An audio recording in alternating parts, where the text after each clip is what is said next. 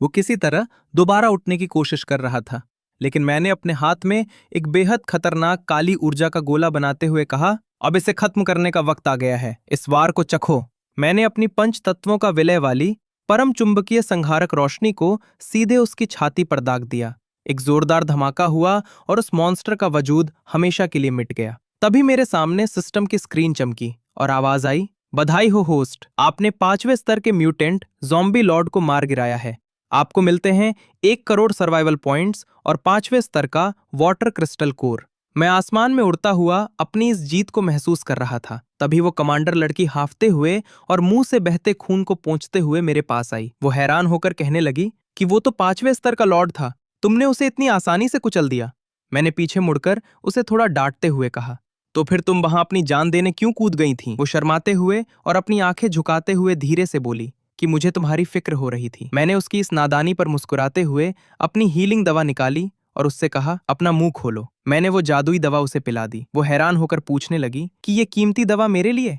मैंने कहा, समंदर का खतरा अभी टला नहीं है, मुझे आगे की लड़ाई के लिए एक मजबूत मददगार की जरूरत है। मैंने वो 5वें स्तर का वाटर क्रिस्टल कोर उसके हाथों में सौंप दिया। उसने बेहद भावुक होकर मुझसे कहा, सुबाई तुम्हारा बहुत बहुत शुक्रिया। जैसे ही उसने उस कोर को एक्टिवेट किया, एक अद्भुत नजारा देखने को मिला। उसके चारों तरफ बर्फीली हवाएं चलने लगीं और पानी से एक बेहद विशालकाय बर्फीला ड्रैगन आसमान में दहाड़ने लगा। मैं भी ये देखकर चौंक गया। अरे बाप रे, ये तो सीधे 5वें स्तर पर पहुंच गई। वो अपनी नई ताकत को महसूस करते हुए बोली कि अब मुझे लगता है कि मैं पूरे समंदर को बर्फ में जमा सकती हूँ। मैंने मुस्कुराकर कहा, 5वें स्तर पर आकर तो तुम बिल्कुल मेरे जैसी ताकतवर हो गई हो, अब तो मुझे तुमसे बचकर रहना होगा। वो मुस्कुराई और कहने लगी, हाँ, अब मैं तुम्हारे ही बराबर हूँ। लेकिन हमारी ये खुशी पल भर की थी। तभी अचानक समंदर का पानी फटा और एक बहुत बड़ा वाटर पिल्लर आसमान की तरफ उठा। उस पानी के बीच से एक बेहद अजीब काले रंग की कांटेदार और खौफनाक आकृति बाहर निकल आई, जिसकी आंखें सफेद रोशनी से चमक रही थीं। तभी अचानक मेरे दिमाग में सिस्टम का डरावना रेड अलर्ट गूंजने लगा। सिस्टम चिल्ला रहा था, चेतावनी, अत्यंत खतरनाक स्थिति, 6ठे स्तर का म्यूटेंट दानव डीप सी यक्ष प्रकट हो चुका है। आपकी ताकत का आकलन, आप इससे नहीं जीत सकते। तुरंत यहां से भागिए, तुरंत भागिए। मैं हक्का बक्का रह गया। 6ठे स्तर का दानव? ये कैसे मुमकिन है? इससे पहले कि हम कुछ समझ पाते, वो यक्ष पलक झपकते ही गायब हो गया। उसकी रफ्तार इतनी भयानक थी कि वो लड़की बस इतना ही चिल्ला पाई, ये तो बहुत तेज है। उसने बर्फ की दीवार बनाकर खुद को बचाने की कोशिश की, लेकिन उस यक्ष ने एक ही वार में उसकी बर्फ को चकनाचूर कर दिया और उसे ऐसा काटा कि वो खून की उल्टी करते हुए सीधे दूर दीवार से जा टकराई और बेहोश हो गई। ये देखकर मेरा गुस्सा 7वें आसमान पर पहुंच गया। मैंने चिल्लाकर कहा, कमीने, तेरी ये हिम्मत! मैंने जमीन से विशालकाय बेलें पैदा की और अपनी आग की शक्ति से फायर ड्रैगन तावीज को जगाया। मैंने अपने हाथ को आग का गोला बनाकर सीधे उस पर हमला किया, लेकिन उसने बेहद आसानी से मेरे उस हमले को हवा में ही उड़ा दिया। मैं हवा में ऊपर उड़ा और मैंने आसमान में हजारों क्लाउड स्टार भाले बनाए और उन्हें सीधे उस यक्ष पर बरसा दिया। लेकिन वो पत्थर की तरह शांत खड़ा रहा और मेरे सारे भाले उसके शरीर से टकराकर टूट गए। वो इतना मजबूत था कि मैं उसकी त्वचा पर एक खरोंच तक नहीं ला पाया। अब मेरे पास कोई और रास्ता नहीं था। मैंने अपनी पूरी जान झोंकते हुए हवा में ही पंच तत्वों को एक साथ जोड़ा और चिल्लाया, पंच तत्वों का विलय, परम चुंबकीय संहारक रोशनीस। मैंने अपॉन पूरी ताकत से वो काला विनाशकारी गोला उसकी तरफ फेंका और कहा, मेरे इस वार से बचकर दिखा, मर जा कमीने। लेकिन जो इसके बाद हुआ, उसने मेरे होश उड़ा दिए। उस यक्ष ने ठंडी मुस्कान के साथ अपने खाली हाथ से मेरे उस सबसे शक्तिशाली विनाशकारी गोले को हवा में ही पकड़ लिया। मैं कांप उठा। ये कैसे मुमकिन है? उसने मेरे सबसे बड़े हमले को अपने नंगे हाथों से दबोच लिया और उसे कुचल कर खत्म कर दिया। अगले ही पल वो हवा की तरह गायब हुआ और मेरे ठीक पीछे आकर उसने मेरी पीठ पर एक जानलेवा वार किया। मैं सीधा जमीन पर आकर एक गहरे गड्ढे में गिरा। मेरे मुंह से खून की धार बह रही थी और मेरा शरीर हिलने के काबिल भी नहीं था। वो सच में हमारी कल्पना से भी कहीं ज्यादा ताकतवर था। वो यक्ष हवा में तैरता हुआ मेरे पास आया और उसने मेरी बेबसी को देखकर कहा कि यही तुम इंसानों की सीख मारकर लड़के को हवा में उड़ते हुए एक बड़े गड्ढे के पास फेंक देता है। मॉन्स्टर मुस्कुराता है और लड़के की लाइफ एनर्जी की तारीफ करते हुए अपने जिस्म से एक लंबा ब्लैक ब्लेड निकलता है और शिनिंग की तरफ बढ़ने लगता है। शिनिंग डर से कांपते हुए एक ग्रीन स्क्रिप्चर हाथ में लियो चिल्लाती है, तुम मेरे पास मत आओ। लड़का जमीन पर घिसाते हुए पूरी जान से चिल्लाता है, नो! नो! लेकिन तब तक वो ब्लैक ब्लेड सीधा उस लड़के के चेस्ट के आर पार हो जाता है। चारों तरफ खून फैल जाता है और लड़का गिर जाता है। शिनिंग बिल्कुल टूट जाती है और लड़का अपनी आखिरी सांसें लेते हुए ढेरे से बोलता है, पगली लड़की जल्दी भागो। अपने भाई को इस हाल में देखकर शिनिंग के अंदर का डर एक भयानक गुस्से में बदल जाता है और पूरे आइलैंड पर एक स्टॉर्म चलने लगता है। तभी सिस्टम का वार्निंग अलार्म गूंजता है। Warning, warning.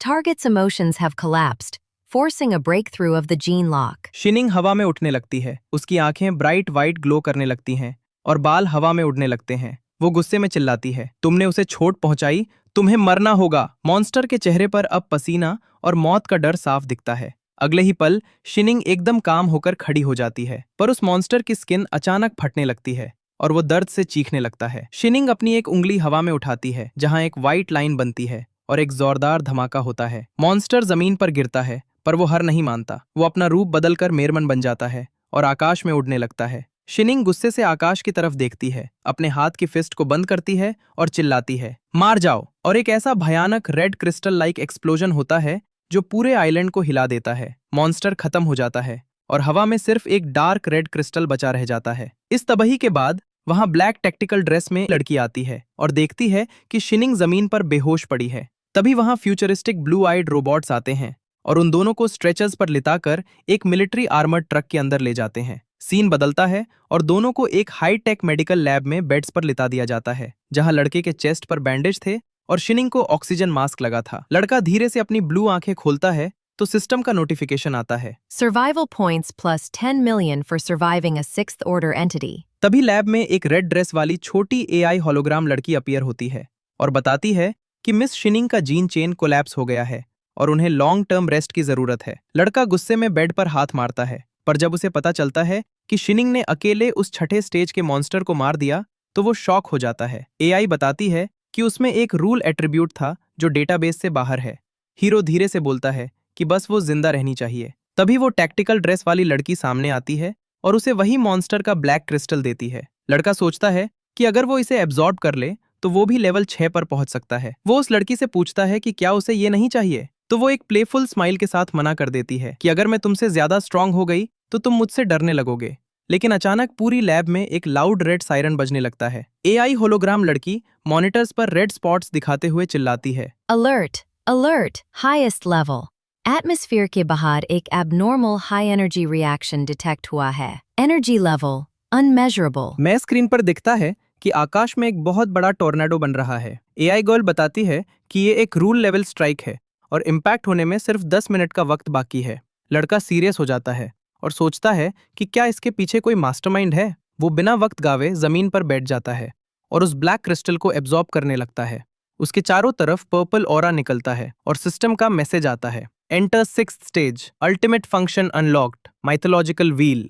लड़के के नीचे एक बड़ा मैजिक सर्कल बनता है और सामने एक गोल्डन व्हील अपीयर होता है, पर सिस्टम बताती है कि इसे एक्टिवेट करने के लिए या तो 1 बिलियन पॉइंट्स चाहिए या फिर अपनी उम्र के 30 साल सैक्रिफाइस करने होंगे।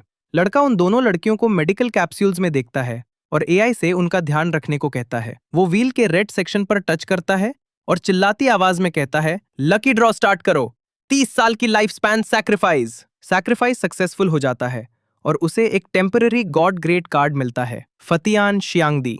प्योर रूम में एक रेड एनर्जी ब्लास्ट होता है। लड़के का रूप बदल जाता है और उसकी आंखें गुस्से से ब्राइट येलो ग्लो करने लगती हैं। वो आकाश की तरफ देखकर गुस्से में कहता है, खत्म ना होने वाले कमीनों। बाहर का सीन दिखता है जहां पहाड़ों के बीच एक futuristic round building medical lab बनी हुई है और बादलों के बीच से एक भयानक आग का गोला नीचे आ रहा है। अगले ही पल हीरो का चेहरा दिखता है, जिसके जिस्म पर पसीना बह रहा है। वो गुस्से से कांपते हुए चिल्लाता है, कभी ना खत्म होने वाले कमियों। वो अपने दोनों हाथों की मुट्ठी को पूरे जोर से बंद करता है और उसके पीछे एक विशाल गोल्डन अवतार अपीयर होता है। वो आकाश की तरफ देखकर पूरी ताकत से धरता है, तुम सब के सब अभी के अभी यहाँ से पीछे हटो। ये बोलते ही वो गोल्डन अवतार अपना एक विशाल घूंसा आगे बढ़ाता है और सामने से आने वाली एक विशाल आइस पंच से टकराता है। दोनों पंचेस के बीच हवा में एक बेहद जोरदार टक्कर होती है, जिससे उनके पीछे आकाश के बदल 2 भागों में फटने लगते हैं। शॉकवे इतनी तेज थी कि धरती पर एक बड़ा ब्लास्ट होता है और चारों तरफ वाइट रोशनी फैल जाती है। हीरो धीरे से आंखें बंद करके बोलता है, इस बार मैंने सब कुछ बचा लिया।